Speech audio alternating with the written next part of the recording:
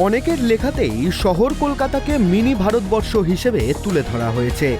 নানা ভাষা, নানা মত, নানা পরিধানের মহামিলনস্থল হল কল্লোলিনী কলকাতা।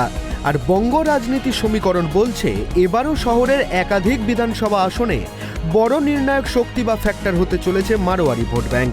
29শে এপ্রিল বাংলায় দ্বিতীয় দফার নির্বাচন, তাই সেই কথা মাথায় রেখেই ভোটের ঠিক আগে শহরের মারোয়ারি সম্প্রদায়ের মন বোঝার চেষ্টায় তৃণমূল।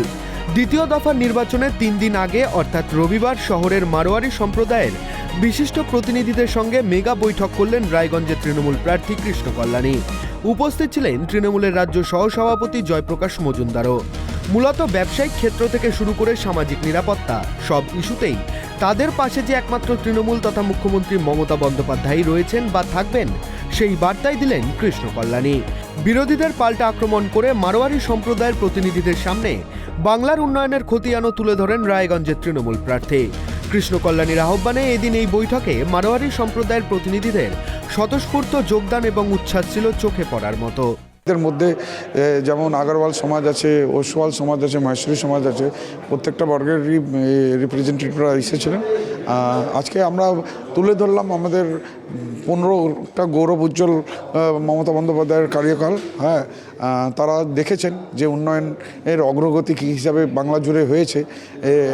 100টা প্রকল্প সাধারণ মানুষ পেয়েছেন, সরাসরি উপকৃত হচ্ছেন। আর বাংলায় শান্তি শৃঙ্খলা বজায় রাখার জন্য একটাই বিকল্প, সেটা হচ্ছে মমতা বন্দ্যোপাধ্যায়।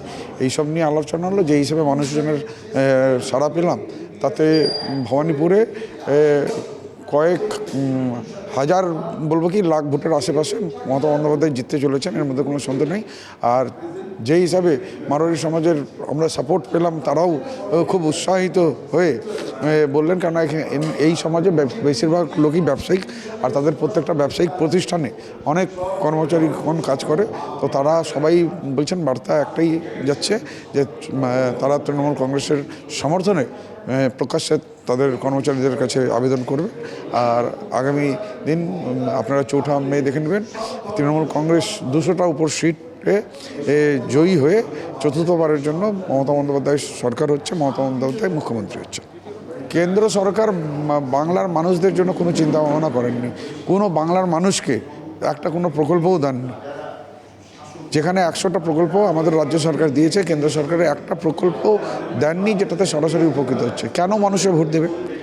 হিন্দুত্বর সুরসুরি ধর্ম দিয়ে ওনারা রাজনীতি করেন। ওই হিন্দুত্বের জন্য কি করেছেন? একটা মন্দির নির্মাণ করেছেন পশ্চিমবঙ্গে। এবারও হিন্দুত্বের হাওয়া তুলে রাজ্যে পালাবদলের স্বপ্ন দেখছে বিজেপি। মোদি শাহদের দাবি সমস্ত হিন্দু ভোট নাকি তাদেরই পক্ষে।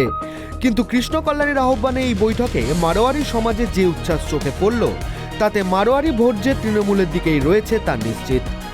ক্যামেরায় স্বপন রায়ের সঙ্গে অভ্রদীপ দাসের রিপোর্ট, KTV বাংলা, কলকাতা।